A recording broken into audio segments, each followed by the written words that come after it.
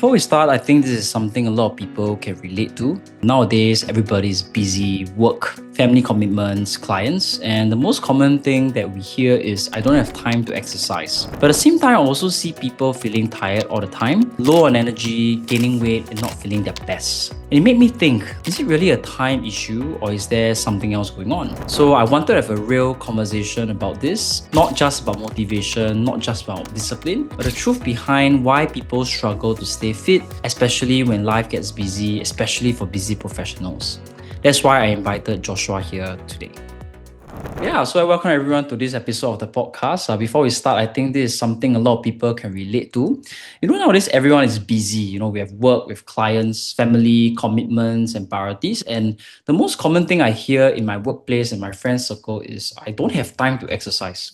Yeah, and at the same time, I also see people feeling tired all the time and low on energy, gaining weight, not feeling their best. And this is not often talked about. Yeah, and this made me think, is it really a time issue or is there something else going on? So, in this episode, I wanted to have a real conversation about this, not about motivation, not just about discipline, but the truth behind why people struggle to stay fit, especially for busy professionals when life gets very busy and overwhelming for them. So, that's why I actually invited Joshua here today. And Joshua is a personal trainer with a strong background in sports and exercise science. He's a very young personal trainer, but he has started his fitness journey since when? How old were you when you started? Started probably 6 years ago. So 6 years ago when you were maybe 18 or 19 years old. Yes, around there, 18 Yeah. or 19. So Joshua has been doing this for so long, even though he's so young. And he holds a diploma in sports and exercise science, a bachelor in sports and exercise sciences, and he's an ACE certified personal trainer. So he has been in this space for years. And what's interesting is he started by helping younger clients transform their physiques. And over time, he shifted his focus to helping busy professionals get results despite their schedules. So one example, he worked with a doctor who had very irregular hours. You know how crazy a doctor's schedule is. But Josh managed to work with him to help him lose over 6% of body fat in just 8 weeks. And personally, for myself, I was at 16% body fat, not very confident about my body, my fitness, and my eating habits. And working with Josh very closely over 8 weeks, I dropped from 16% body fat to 12% body fat, and I feel a lot better. I feel energized, even though not eating unhinged like in a way that I was, but I feel so much better about myself, and he has transformed my life. So I think Josh is the right person to break this topic down properly. So Josh, thanks for being here, man. Thanks for having me, man. I No problem, appreciate it. man. Yeah. So let's start simple. For those who don't know you yet, maybe you can share, what do you do, who do you help, and what kind of results have you seen? Yeah. All right. So I think just a simple introduction about myself. I am a body transformation coach. Specifically, I work with a busy professional like yourself, of course, and many others. I usually help them in two ways lah. So I usually help to integrate life, health and fitness into someone's lifestyle. Or let's say if someone comes to me and they already have certain structure, I help refine that structure and help them get their goals. Right. So I think the recent transformation which I worked with my doctor, he came to me and he was struggling to drop body fat and to build some meaningful muscle. And going through his erratic schedule, it almost seems impossible to actually figure a approach for him. But I think I worked with him closely day by day, figuring out what works best for him and what's the most sustainable and most realistic way in a training program. And we managed to drop his body fat slowly but surely. And we also, through the trainings that he had at 1PT, I think he was able to build a significant amount of muscle mass as well. Nice. So I think you mentioned about working on their existing routines and tweaking it to get the outcome that they want. Right. Yes. Correct. So I think a lot of people think that they have to drop everything that they love doing, love eating, and change their whole lives to get to where they want to go. But you don't believe that's the truth. You don't believe that's the only way, is it? Yeah. I don't think that is necessary at all. And then we are all human, right? We attend social events, we attend family gatherings, and we don't want to fight against fitness and health. We want Yeah. fitness and health to kind of integrate into our lifestyle to make our life a lot better. Yeah. Right. I think, and that is the misconception where a lot of people have, where they feel like they have to like put aside like time, a lot of time for Yeah. it, Yeah. restrict themselves from like social events and stuff like that, Yeah. which I feel like this is not sustainable and it's Yeah. not realistic for Yeah. most people. Yeah. And they'll be miserable also. Yeah. Yeah, exactly. So like it's definitely they all they need is actually a structure, right? A structure that works for them, Yep. right? It's not they cannot just take any cookie cutter program, Yeah. but they need to really find out what really works for them. Find out things that they like doing, and then slowly integrate those things into their lifestyle, Mm. so that they can actually lead a better, healthier, and fitter lifestyle. Yep, I testify to that because when I met Josh, I told him that I love to snack. Yeah, and snacking is not just something that I can't help myself but to do. It's something that I enjoy doing. So instead of him telling me that you cannot snack, which is what my previous PT told me, and then I cut snack completely for 4 weeks, and then after 4 weeks I started eating like crazy. Instead, Josh actually suggested we started experimenting some snacks to eat that will satisfy my snack craving while still keeping me on track to my goals. Yeah. And in fact, I remember on one of very important celebration events that I had, I told him that I was going to have a very nice pizza party at night. I told you, right? Yeah. And Yeah, I I remember. was so excited for it. I was afraid that I wasn't able to, but he told me to follow a plan in the morning to front load all my protein so that I could just eat whatever I want at night. And the next day when I woke up, right, my weight dropped. Yeah. Yeah, we also. Yeah, so I think that's one of the differentiating factors that makes Josh approach different. Not not following cookie cutter solutions, but um, picking what someone is existingly already doing and whatever they value to fit to eventually get the goal that they want. Yeah. Yeah, that's right. Okay, so maybe let's go on to the next part for our listeners here, right? From your experience, what are the most common patterns you see in busy, high performing people before they come to meet you that hinders them from progress? Yeah. Mm. So I would say I see two consistent patterns. Mm. So one being the diet and the sleep. Let's talk a little bit about the diet first. So for the most parts, right, like when clients come to me, what I notice, right, is that they have they like to snack, Mm. right? They like to snack, they like to skip meals. I mean, this is also due to their busy schedule. They grab whatever that is convenient, Yeah. and like basically everything is off the convenience because of their busy schedule. Then when it comes to their sleep, like they barely get any sleep. Like they get less than 6 hours of sleep. They wake up very early and they sleep very very late. Mm. Yeah, these are the consistent patterns that I see. Yeah, when they come and see me. So is their diet that they it's a very it's a diet where they're not very conscious about what they're eating. They just grab whatever they see, whatever that's Mm-hmm. convenient, whatever that helps them feel full when they're hungry. Yeah, that's correct. And at the same time, a lack of proper sleep hygiene and a proper sleep schedule. Yeah, I'm surprised sleep actually affects our fitness and how our body react. mm, Does our body change and our goals get affected because of sleep? Yeah. yeah. So like the lack of sleep will obviously be very detrimental to the body because essentially sleep is one of the most important factors when Mm, it comes to a fitness program. mm, Be it like you're trying to build muscle or you're trying to lose body fat, sleep is always the number one priority that you have to nail it down. Because yeah. if you're not sleeping properly, that means what? Your body's not rested properly, Yeah. and then your body's not going to recover properly, and then it's just going to be a very vicious cycle where you're just gonna get you feel worse, you're gonna feel more tired, Mm. and everything will just start piling up. Can you give an example for, let's say, someone who sleeps consistently at 2 a.m. and wake up at 6 a.m.? Yeah. Mm, How would his day look like in terms of his hunger cravings, how his body reacts to the lack of sleep in a particular day? Let's say a doctor who sleeps only 4 hours a day. Yeah. Yeah. So, um, so in terms of like the hours of sleep that the doctor is gonna get, obviously it's gonna affect his mood a lot, right? Mm. So especially when he's working long hours. I'm not talking about just 8 hours, 10 Yeah. hours. I'm talking about 12 to 14 Yeah. hours Yeah. where he's constantly on the go, on running here and there. Anxious, big Yeah, take. Yeah. yes, that's correct. So the body is always going through a lot of stress. Mm. And when the body is stressed, right, what happens is that the body starts going into a survival mode stage. Mm. Yeah, this survival mode stage, right, only happens when it doesn't get enough rest.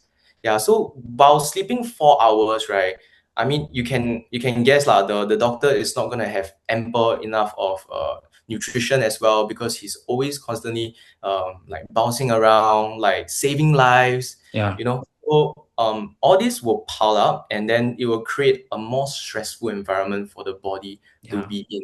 Yeah, so at the end of the day, that is where the body will start holding all every single thing in the body will hold body fat actually. The Oh, body start holding body fat, and then that's where you'll see like why people that are not eating as much, they are not losing body weight, they're not losing body fat, is also because the fact that their stress level, cortisol lah.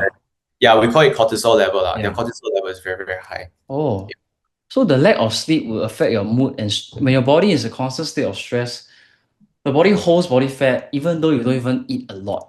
Yeah. Yes, that's correct. And Yeah. some of them, some doctors, they eat a lot on top of this stress. Then the effect is like double whammy, right? Yeah. Oh my Yeah, gosh. actually. Because when they're Yeah. stressed, some of them binge eat on that 1 hour break that they have. Ma. So, Mhm. Mhm. wow, okay. So I realized that you did not mention, when you mentioned about two patterns, you talk about diet and sleep. You did not mention so much about the working out part, like how Sorry. important the working out part, like about exercising and weightlifting, going to the gym. Because I know of busy professionals who actually gym very frequently. Like Mm. I know of a financial consultant, right, who was, it's a property agent who was going for F45 classes every day. Oh. Every day, Oh. he was putting on weight every month. So, Oh. so what are some possible reasons that might have led to that? Yeah, with this limited context that you have. Yeah. I think firstly, if we're just talking about the exercise modality, right? So which is F45, right? Um Going for F45 classes, I think that's amazing. I think that's a great Strong start. discipline. Yeah, Yeah. yeah. So I think it requires a lot of discipline to be able to go there on a consistent basis. Uh, and I feel like I think it's a great start, right? But I think, however, if the goal was to lose body fat, I think it have to be the person have to kind of like dive into more of like the diet and the sleep portion, right? Because I feel like essentially the calories in it's more important to know what you're putting into your body, Yeah. because essentially that is going to be the main driver of like a fat loss. Mm. Yeah. So there's this term called calorie deficit that you always mention to me. Maybe you can elaborate more about what a calorie deficit is, and is that the key to sustainable, consistent weight loss over time? Yeah. Body fat loss. Sorry. Yeah. So for a body fat loss to happen, you have to be in a calorie deficit, right? So usually, you have to eat like slightly lesser calories than what your maintenance calories are. Mm. So, for example, if my maintenance calories is at 2,000 calories, so being if I eat at 2,000 calories, I will not gain, nor will I lose. So I Mm. will always be in this constant state, right? But if I eat like maybe 200, 300 calories below my maintenance calories, that will mean that I'm in a calorie deficit. Mm. And that allows the body to burn body fat Ah. energy because Mm. you're intaking lesser than what you're expending. Yep. Yeah. So essentially, for fat loss to happen consistently, you need to be on a calorie deficit for um pretty consistent amount of time frame. Yeah. Yep. Yep. So I would say for this property agent, he might be gaining weight all the time because he's doing a F45 exercise and burning maybe 500 calories in that session. But Mm-hmm, even with the 500 calories that he burned, the calorie intake that he has been receiving every day is more than the output that he has, yes. which leads to a calorie surplus every day. On top of stress, not enough sleep, the body retains body fat and water, which Mm, leads to over time him not getting his goal. And I want to add on that usually for cardio modalities like F45 Yeah. or maybe even like HIIT classes, because it's very high impact, right? The body moves a lot, and Yeah.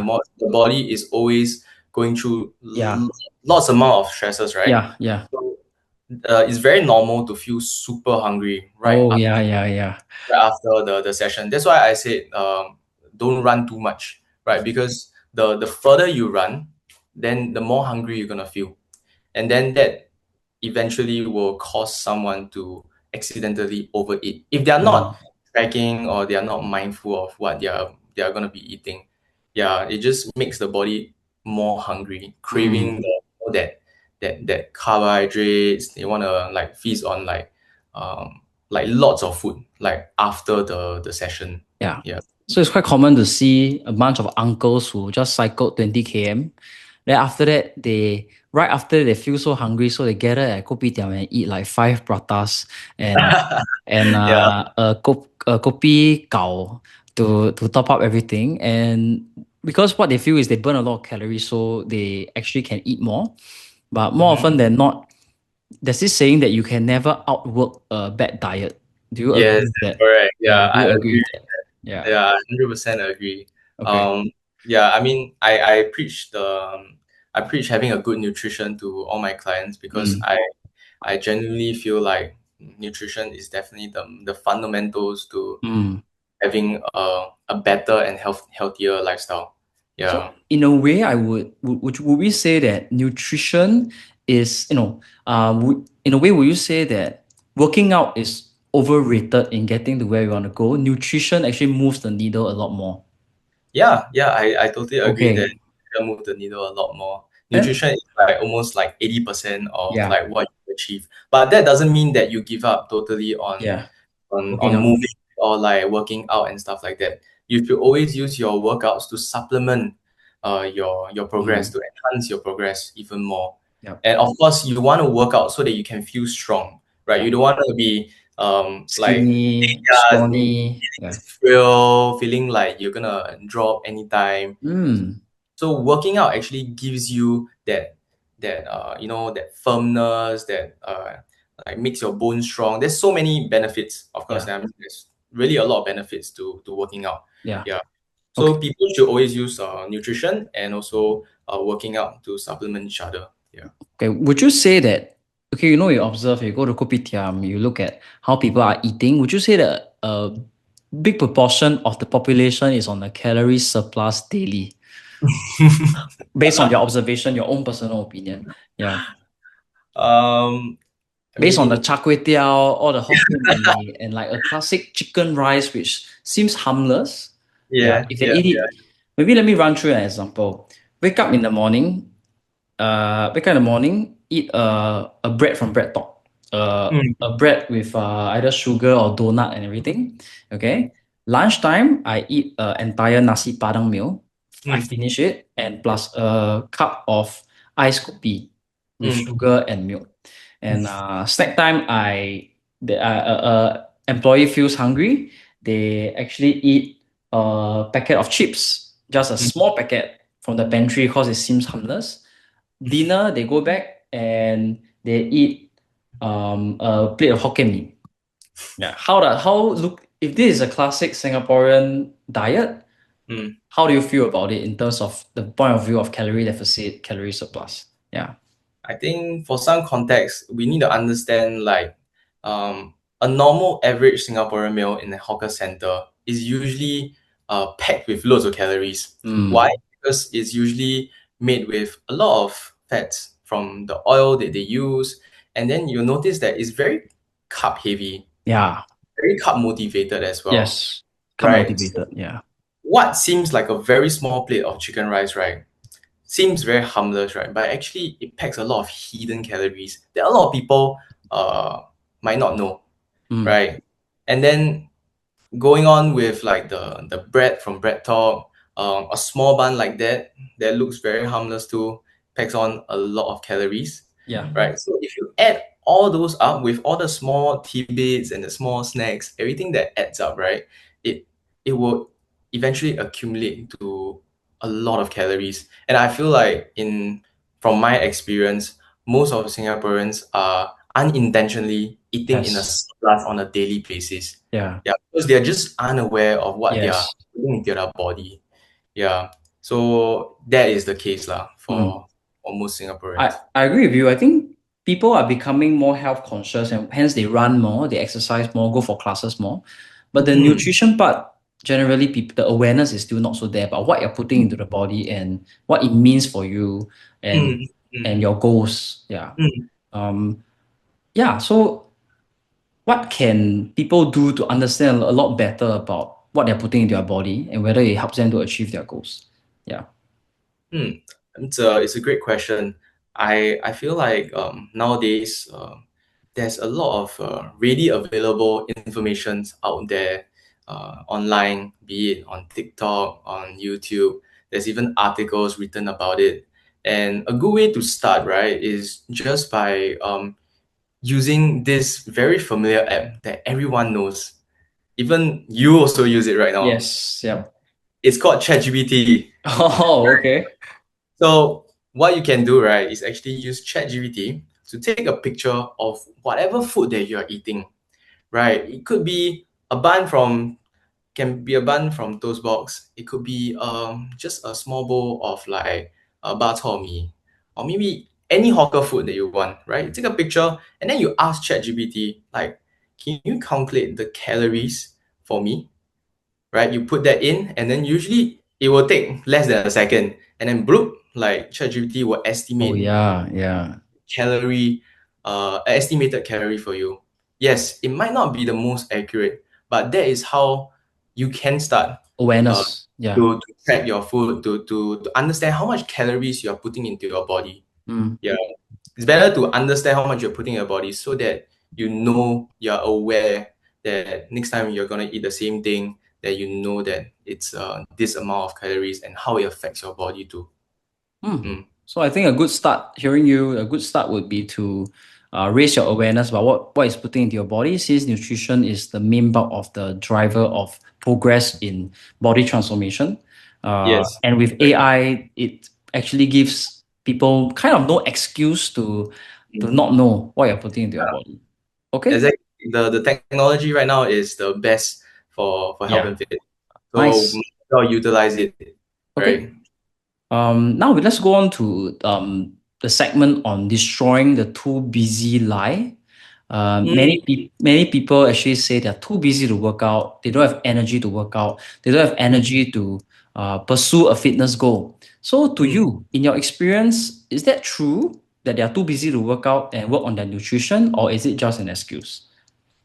I think when people say they are very busy, right, that means that actually means that it's not on their top priority, Mm, right? So especially when you see like busy professionals, they they have everything together, right? They can do well in their career, they can excel in their jobs, um, they can like raise their family, they can do a lot of things, right? But when it comes to health and fitness, right, they push that aside, yeah, right? So I don't think it's like a time issue, but I think it's more of like a priority issue, right? And then when they realize that, like, health is catching up, yeah, it's already too late already. yeah.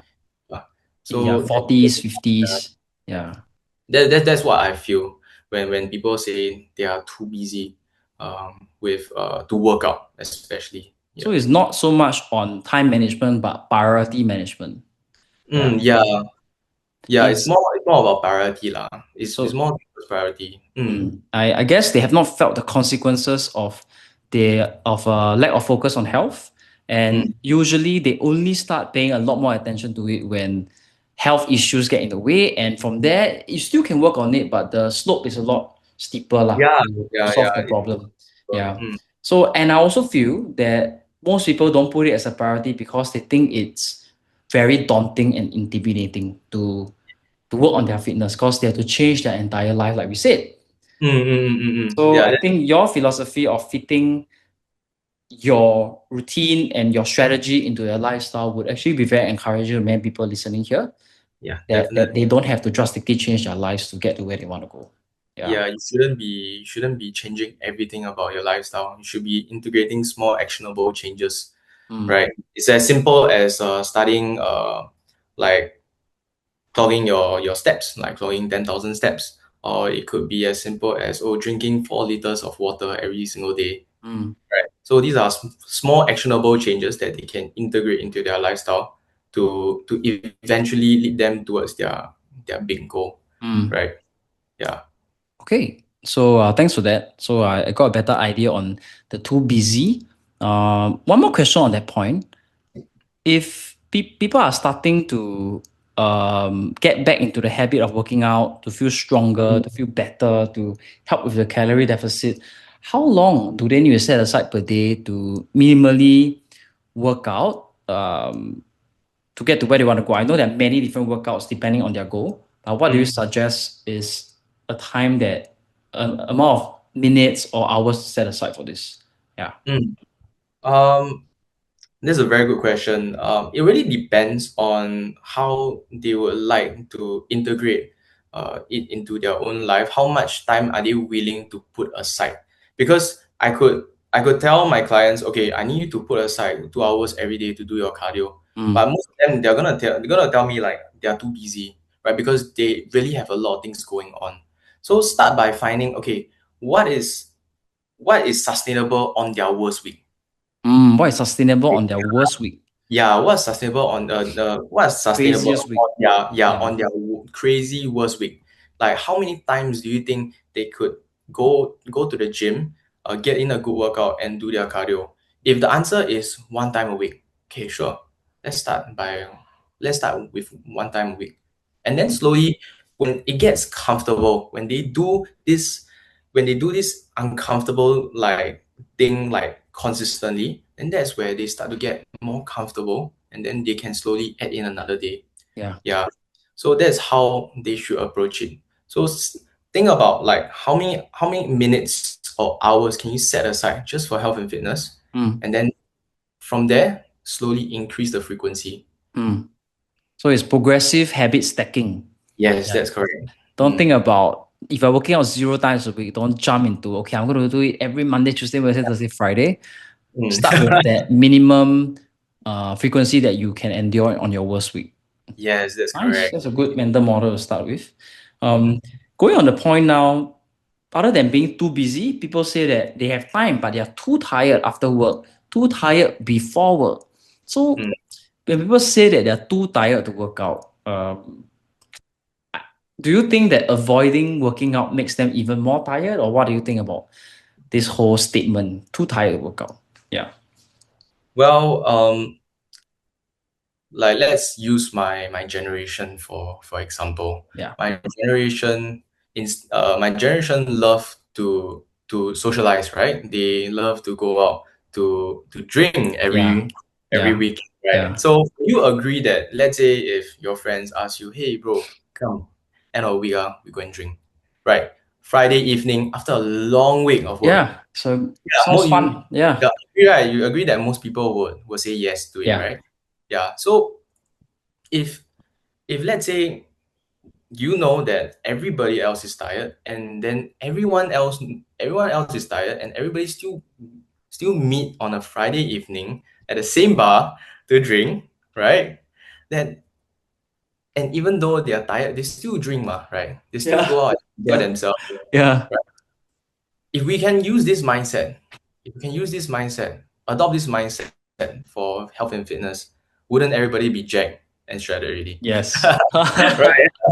Yeah. Yeah. Yeah, but I totally understand that everybody is human lah. Everybody needs to enjoy themselves, right? So I don't think this is an issue at all. I think it's just a mindset shift. So if you can actually shift your mindset into to trying to enjoy health and fitness the same way you enjoy drinking with your friends, I think that will be a game changer. Yeah. I like that analogy. And I think we can only do something sustainably when we actually enjoy it. Yeah. Yeah. It's like how some people can play a game for 12 hours in a row. It's Yeah. because it's fun and enjoyable, right? Yes. So to give context to everyone listening here, health and fitness can, as someone who went through Josh's training, I realized that it can truly be something that can become a lifestyle that you enjoy.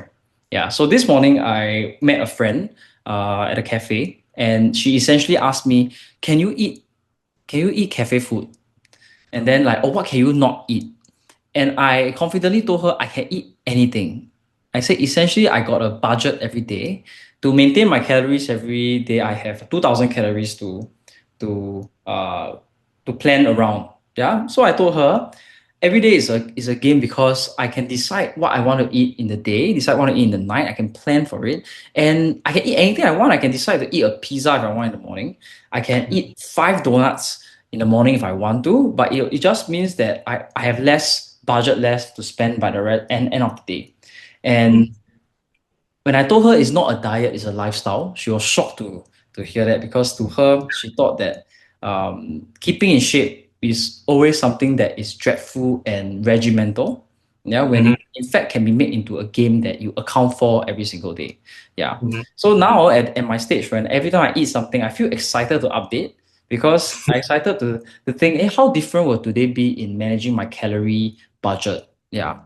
So, to everyone listening to this, I hope that if you see a possibility in making fitness tracking, nutrition tracking something that is gamified, reach out to a personal trainer, reach out to anyone to see how this can be integrated in your lifestyle to be something that you look forward to. Yeah. Mhm, mhm. Okay. So, thanks for that explanation, Josh. You're So, welcome. yeah, now let's go on to myths and misconceptions about Mm, nutrition. Yeah. What do you think, in your opinion, are the top three biggest lies people believe about nutrition? mm.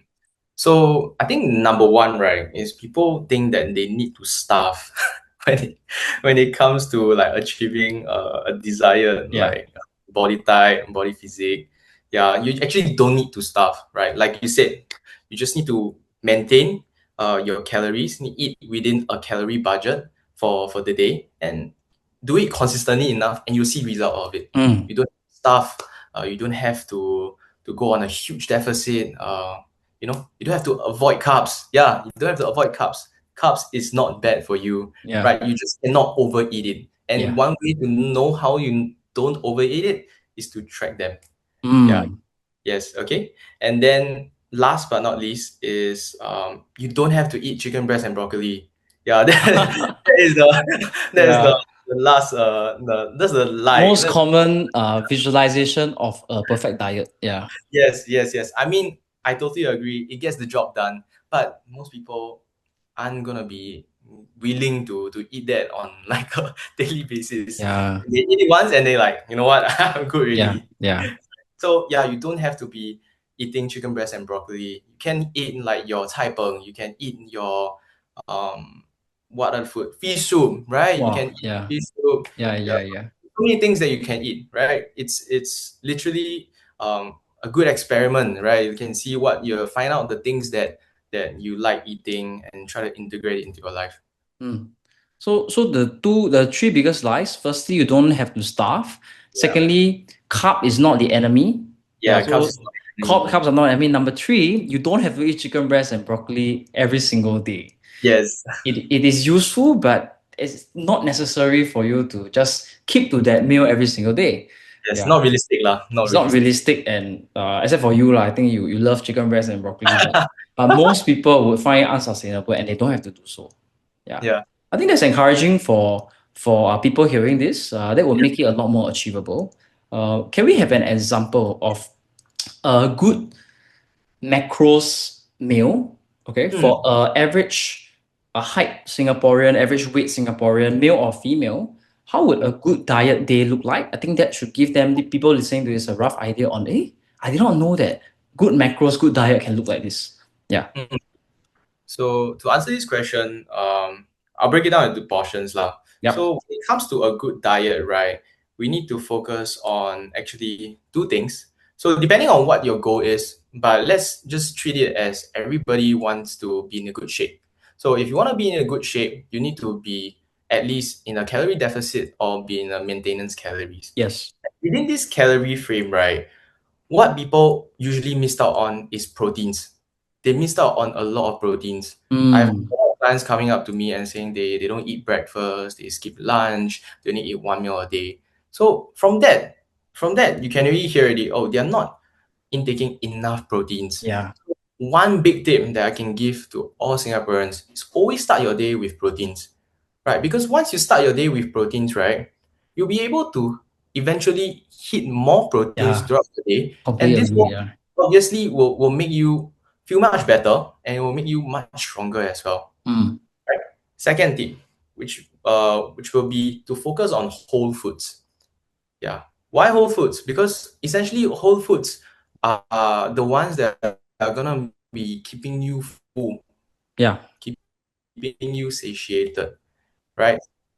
I'm not saying that you cannot have your snacks, Yeah. right? But essentially you cannot have your snacks as the main meal Yeah. because this Yeah. is a common pattern that I see too, Yeah. right? So you want to include white rice, you want to include a lots of greens, you want to stick to healthy proteins like your salmon, like your chicken breast, even Mm. chicken thighs are great, Yeah. right? So and last but not least, this one is always missed out on. Drink enough water. Mm. Yeah, drink enough. Why is water so important? I'm drinking now. Yeah. Yeah.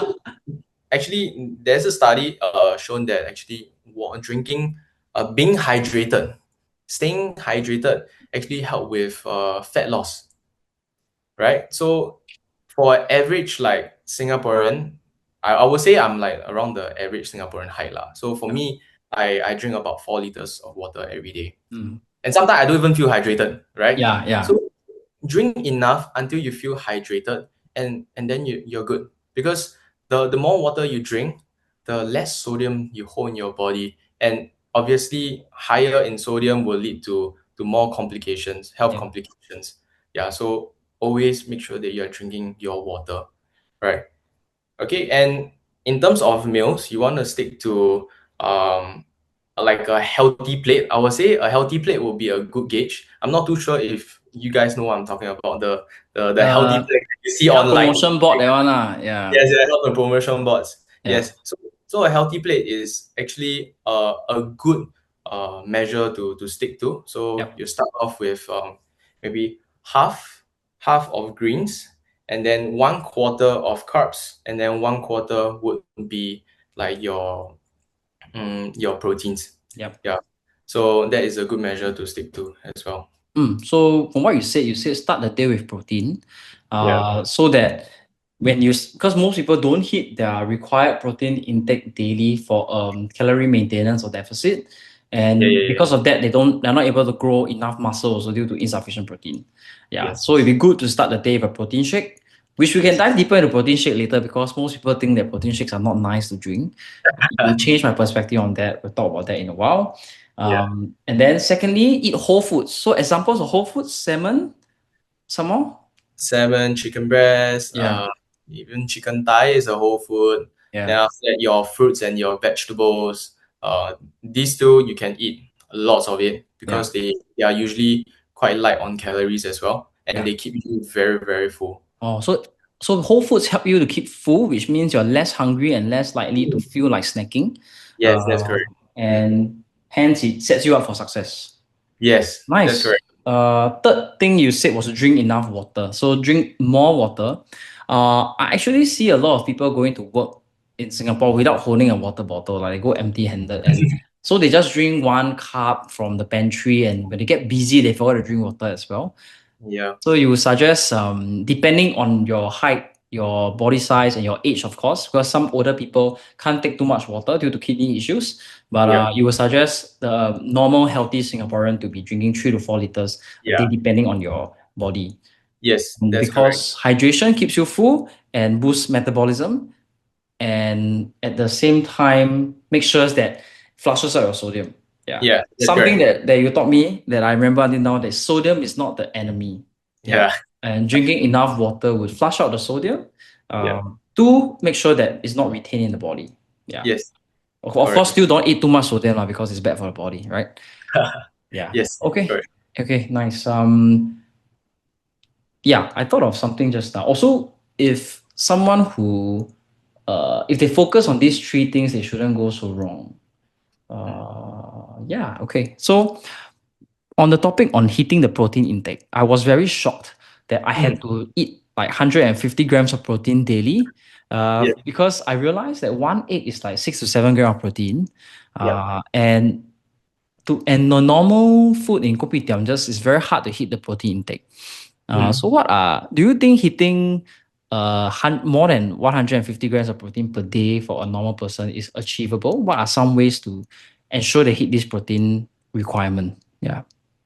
So when it comes to hitting proteins, we understand that Singaporean food isn't the best go-to when it comes to hitting your proteins. Yeah, because due to But carbs however, are heavy. Yeah.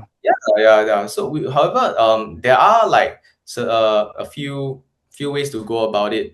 You can either go to like maybe chicken rice store to order like chicken breast, right? That's one way to hit your protein, and another one would be to go to the fish soup store to buy sliced fish, Mm, right? So these two are one my top go-to spots, especially when visiting the hawker centers because I know I can hit my proteins there, yeah. right? And nowadays, if you go to like 7-Eleven, you go to like supermarkets, there's like a dedicated aisle for Yeah. proteins as well. Yeah. Yeah, so literally like from like protein A to Z, it's all Yeah. gonna be Protein there. is trending now. Is Yeah, yeah, normal and milk compared to protein milk, people buy protein milk more. Yeah. yeah, exactly. So the technology is there, the literally being in shape right now, it would be Is the easiest because of all these all this protein this, protein that stuff. yeah. And also like you see sugar free Yeah. drinks and there as well. Yeah, so is the supermarkets and 7-Elevens have all these convenient To sources of support protein. us. Yeah. Yeah, so definitely you would want to look into to that. Okay. If someone doesn't like to drink protein, Mm, okay, if someone doesn't like to drink protein, um, sorry, if someone doesn't like to drink protein shake, they are against protein shakes. mm. Is it still possible to hit their protein goal? Definitely, 100%. I don't even drink protein shakes much, but I mean, I do enjoy drinking protein shake, but I like to feel the feeling of fullness. Hence, I usually go with whole foods. Like I said earlier on, I usually go for like chicken breast meats. Why? Mm, Because it takes longer to chew. Like the longer you chew, the fuller you get as well. mm, Yeah, so I usually go for meats rather than the protein drinks. mm. But if you really dislike protein drinks, then perhaps the 7-Eleven chicken breast is also one of the many ways that you can clock your proteins too. Okay, nice. Personally, for me, I don't like to drink protein shakes because it's always very soggy, and every time I have to shake, then there's residue and it tastes very artificial. Yeah. So me and Josh, part of this gamification process, he started recommending me some protein. So I tried a few. And Mm. now I found a protein brand that he recommended called Rise, RYSE. Yeah. Peanut butter flavored that has transformed my protein intake journey. Yeah, because every morning I wake up right now, I look forward to drinking 2 scoops of that. It's literally like drinking liquid peanut butter, and but healthy. Macros are so low, and at the same time it feeds me 53 grams of protein with 2 scoops. Yeah, Yeah. so one third of my protein is done in the morning. I enjoy drinking it, and at the same time it makes me full and gives me energy for my run or whatever I do in the morning. So for anyone listening to this, I think if you have tried traditional protein shakes, treat this as a motivation to find protein drinks that you enjoy. And I think that can help you to enjoy this process even more. Yeah. So thanks for the recommend, Josh. I'm surprised you're not a influencer of rice. Yeah. Yeah. Okay. I think we're reaching the end of the podcast. I think we have gotten a lot of value from this right now. So from this so far. So I think let's go on to the final part. Yeah. For people listening to this, some of them are thinking that they have been trying to get back into shape over the past 10 to 15 or 20 years. Do you think it's ever too late to get back in shape? Or do you think that it is just an excuse we tell ourselves and it's never too late? Yeah. I think when people go into like a fitness journey, they always have this like is either I go all out or I just give up totally. And this happens very common in our society where people like they go for 7 days straight of gymming or they go 7 days straight of running and then they feel burned out at the end of the day and they say like, yeah, I can't do this like anymore. And then Yeah. and they give up totally. I Yeah. feel like it shouldn't be that there shouldn't be that kind of mindset because going into a fitness program it requires a realistic and a sustainable approach, right? So with that said, as long as they are slowly progressing, adding frequencies each and every week, it will be much more sustainable. Mm. And to answer your question, it's never too late. It's really never too late because um, if if you start right now, right, you definitely would be much better off than you start maybe like next year or maybe a few years later. Yep. Yeah, it's better to always start now, Yep. right? Because the slope is not gonna be that steep, Yeah. right? The later Yeah. you start, the higher the inertia and the more natural factors will be against us when we are less energy, older, bones are weaker. Yeah. Yeah. So if like let's say if you have the opportunity to start now, yeah, just start now. Like don't let anything hold you back. Just need to take that first step and then the rest will follow.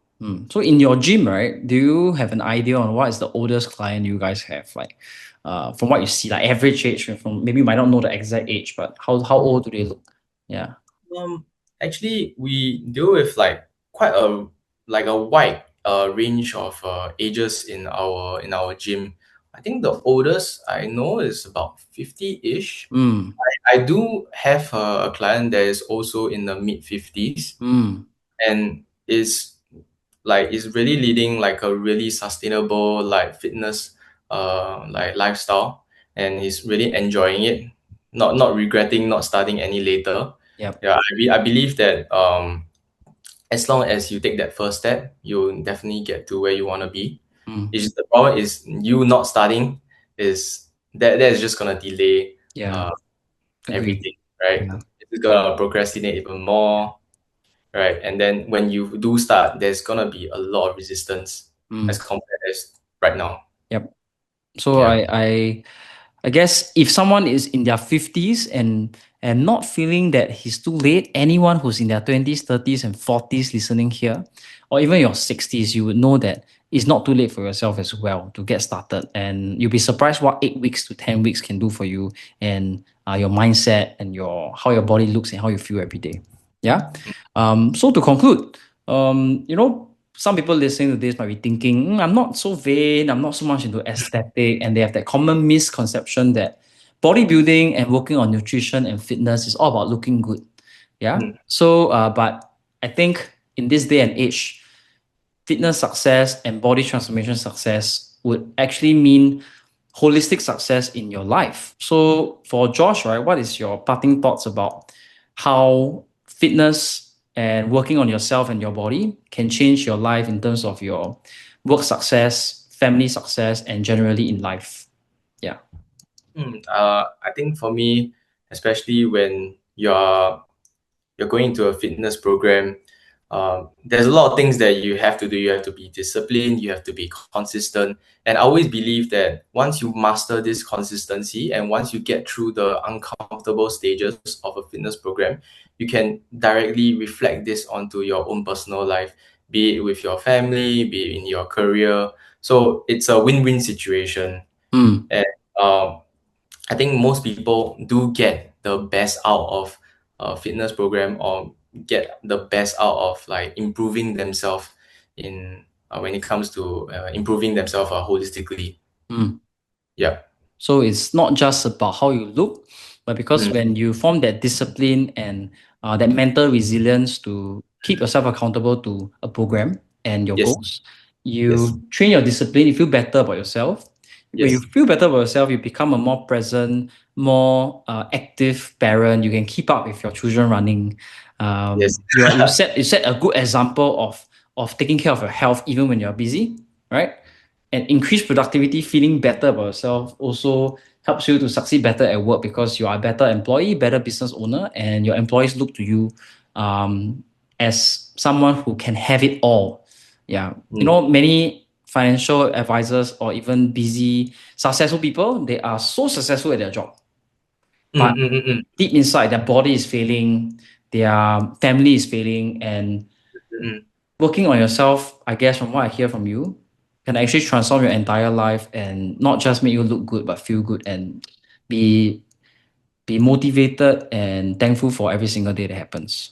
Yeah. Yeah, that's correct. I mean, at the end of the day, everyone is human, Yeah. and not everyone is perfect. Yeah. But I truly believe that being consistent in what you're uncomfortable with will eventually lead you to success. Yeah. So Yeah. being consistent with what you're uncomfortable with. Yeah, for a consistent period of time Yes. will lead Yeah. you to success. And that will train your that shows real grit and discipline. Yeah, that trickles down every part of our lives. Yes, that's correct. Nice. So thanks so much for being here for this podcast today. Thank you, Ben, Yeah, for having me on board. no problem. I'm so glad we have you on this podcast episode. Thanks, Josh. Thank you. I think this is something that a lot of people need to hear. If you found this helpful, feel free to share this with someone who always says they're too busy or too tired to work out. And personally, if you are someone who has been putting your health aside, maybe this is a good time to start small and take that first step. So we'll see you in the next episode.